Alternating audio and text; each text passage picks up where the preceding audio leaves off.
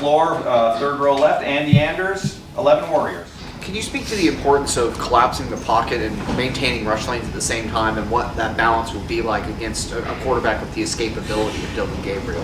I think it's extremely important. You know, I mean, a lot of quarterbacks and nowadays are very mobile quarterbacks. So I think it's very important to be able to rush us forward. I mean, that's what we preach all the time: be able to rush us forward, rush together. Because you know, if we can collapse the pocket and make it harder for him to be able to escape, he really has to make his reads. He has to sit back and throw the ball, and then that's what we want him to do. We want him to make it pressure when he throws the ball every single time. So being able to cage the pocket and collapse the pocket while he's throwing the ball makes it easier for us to make sacks. Right next door, Dan Hope, 11 Warriors. Ty, just when you look at that first game not getting any sacks, what do you feel like you guys didn't do well enough as a pass rush that first game, and how can you improve on that this time? I think it all comes down to technique. I mean, we knew what we wanted to do getting in the game, and we didn't get it done. So I think going into this game, we have to just hone on the smaller things that can help us win against offensive linemen. So being able to go whether that's getting past them or making a certain move to get past them, we know we have to do. So we just have to really hone in on our technique and really do it at that time or that moment. And as I said before, just rushing us forward and going together, I mean, it makes it easier to get a sack. Front row right, Austin Ward, the podcast. Ty, when you think back to that first meeting and then having 2 weeks to look at, dissect what happened, try and correct it, how different does the way you guys rush the passer feel now compared to whether that's scheme, whether that's mentality, whatever, working with four? How many changes were made? Did it feel significant to you all in the moment as you were trying to get it fixed? Yeah, I think Knowles did a good job just helping us, allowing us to, when it's time to go, it's time to go. I mean, he allows the defensive ends to be able to go after the quarterback when they have a chance. In certain plays, we get to do that, and then allowing certain guys and certain blitzes to really mess up what the quarterback is thinking. So it allows us to have more pressure and be able to allow us to do more moves at the time, because it makes the offense confused at what we're doing. So by putting blitzes in there really mixes up the pass rush for us and allows us to get sacks. Tim May, Letterman Row. Yeah, with that said, like, for example, last Saturday night against Iamalieva, I said it right, I think. But he was quite elusive and stuff. Was that a good, prep for this week? I mean, because Dylan Gabriel's a little bit different scrambler, but he still gets the job done.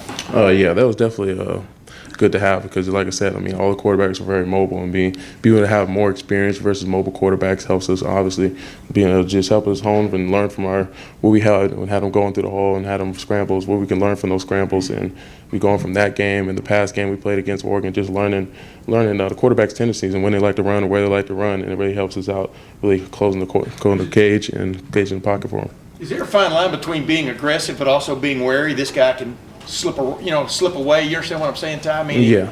You can't just go right at. I mean, go ahead. I'm sorry. Yeah, he's definitely a quarterback and then get outside the pocket. So I mean, he's definitely a threat. He's the main guy in the offense. He runs the show. So I mean, being able to stop him and contain him really slows the offense down. So being able to cage the pocket and be able to slow him down and make him make more decisions on the run or moving around, it really helps us.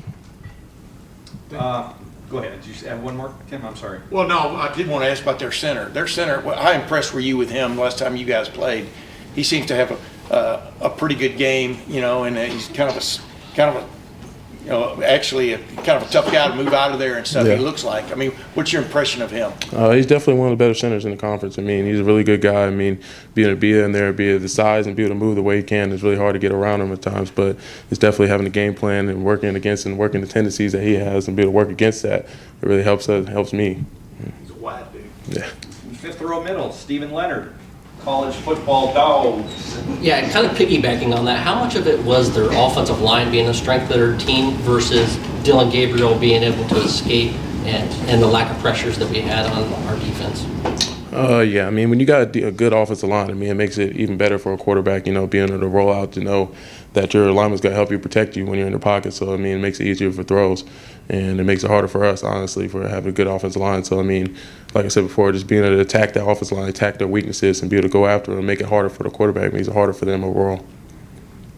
Fourth row right, Andrew Gillis, Cleveland.com.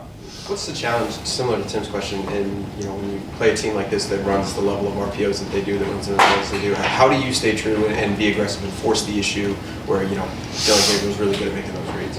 Yeah, like I said, just putting pressure on them. I mean, just be able to get back there. I mean, we got a lot of different plays that can help us get back there faster and playing to their tendencies. a lot of times they have the RPO. The RPO helps them out. It means to get the ball out fast. I mean things like Jack Sawyer and JT being able to get their hands up, knock the ball down, creates a extreme amount of pressure for the quarterback when you got hands in your face at all times. And final questions, Bill Rabinowitz, Columbus Dispatch. We've asked about Dylan Gabriel and the receivers. They're not one-dimensional. They have a real good running back in Jordan James. What makes him special, and what's the challenge for you guys?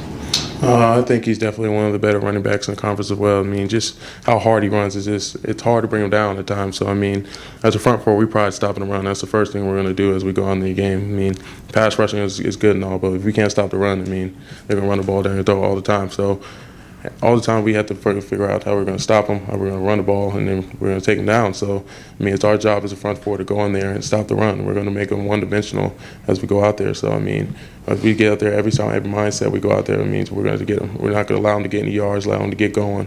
We're going to stop them. We're going to make them throw the ball. When JT was up here, I asked him about kind of compare and contrast him and Jack. It's personalities. What's your take on that? How different are they as just personalities? I definitely think Jack is more outgoing. I mean, the guy, I mean, he's like the light that shines around. I mean, everybody grows around him and everybody loves him. He's an outgoing guy that'll come to you, shake your hand any time of day. And then JT's more of the glue guy. I mean, a lot of guys gravitate to him. I mean, he just has a bright smile on him all the time. He's just a great guy that people like to be around. And they're two good people, so it's hard to tell. And Ty, I do have one more question for you. Tony Urban, Buckeye Hub. You guys obviously have faced tempo. You did it last week. What's the key for you as a defensive lineman facing tempo? Yeah, I mean, we've been going through all week in the past 2 weeks is just getting set. I mean, that's the first thing you do. If you're not set, I mean, it makes it hard to do your job. So us being able to get on the ball, get set before they're lined up and snap the ball is one of the more important things. So when we're set, we're able to do our jobs at the efficiency before they can do theirs. How difficult is that? It can be difficult at times. You know, you got to look to the sideline first. You got to get the call. I mean, the call has to be set down first. So it can be difficult at times, but that's definitely what we've been working on the past few weeks, is just get a call early, get set, so we can go and play faster. Is there ever a time where you've chased a play to one side of the field, and now it's lined up, they're going to be heading to the other side, so you've got to you're just running sideline to sideline just to get lined up? Yeah, I mean, that happened a lot last game. You know, it's hard. It's definitely tough. I mean, that's what we work on in practice, just we move as fast as we can. We're simulating these things so we can get into the game. It's a lot easier. So we moving around side to side, running around, doing extra conditioning just for moments like this. Yeah. Ty, thank you very much. All right, thank you.